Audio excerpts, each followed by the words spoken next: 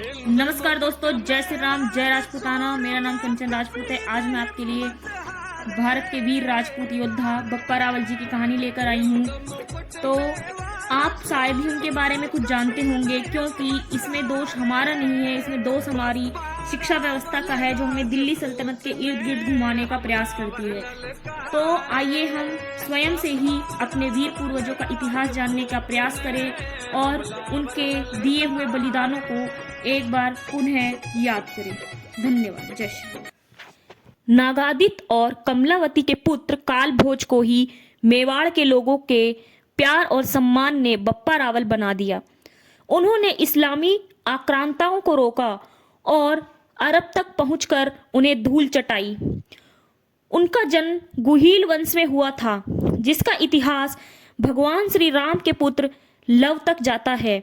बाद में ये सिसोदिया राजवंश कहलाया, जिसने 1400 वर्षों तक मेवाड़ की गद्दी को सुशोभित रखा और आज भी ये वहाँ के मानद राजा कहलाते हैं। बप्पा रावल का बचपन संघर्षों से गुजरा। उनकी माँ ने भींडर के जंगलों में भागकर अपने बेटे की जान बचाई, जहाँ यदुवंश के भील राजा मांडलिक ने उनकी रक्षा की। भीलों का मेवाड़ के राजपूत राजाओं के साथ तभी से गठबंधन है। बप्पा रावल ने इस्लामी फौज को ऐसा खदेड़ा था कि अगले 200 वर्षों तक उनकी भारत पर बड़े आक्रमण करने की हिम्मत नहीं हुई।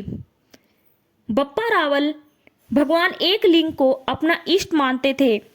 तभी से मेवाड़ की सेना जय एकलिंग के उद्घोष के साथ ही युद्ध में उतरती रही। आज भी मेवाड़ राजवंश के इष्ट एकलिंग भगवान हैं। बप्पा रावल जी की असली इतिहास यहाँ से शुरू होता है, जब बौद्धों और मेड़ की मदद से इस्लामी फौज राजा दाहिर के गढ़ में घुसी और आरोड़ के युद्ध में उनकी हार हुई। राजा दाहिर और उनके भाई का सिर कलम कर दिया गया। उनकी बेटियों को खलीफा हज्जाज बिन यूसुफ को भेंट के रूप में भेजा गया। कई महिलाओं को सेक्सुअल बनाया गया और सिंध के अमीरों को लूटकर मोहम्मद बिन कासिम मेवाड़ की तरफ बढ़ा।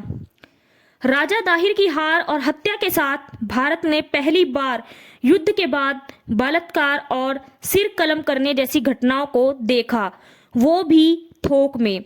भारतीय राजा हार जीत के बाद भी एक दूसरे की प्रजा और परिवार का सम्मान करते थे, लेकिन अरब के इस्लामी आक्रांताओं के साथ ऐसा नहीं था।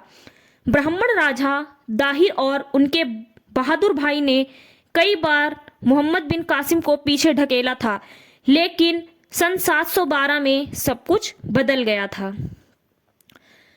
राजा दाहिर के बेटे ने भागकर मेवाड़ में शरण ली और बप्पा रावल जी को पूरी स्थिति के बारे में बताया।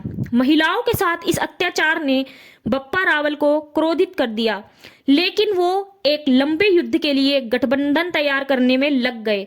उनका मानना था कि ये मलेच्छ आसानी से नहीं मानेंगे और बार बार भारत पर आक्रमण करने आएंगे। बप्पा रावल ने मालवा, जिसे वर्तमान समय में मध्य प्रदेश कहते हैं, के शासक गुर्जर प्रतिहार राजवंश के नागभट्ट प्रथम के साथ गठबंधन किया। हिंदू सेना ने ईरान तक अरबों को खदेड़ा और उन्हें कहीं शरण नहीं मिल रही थी।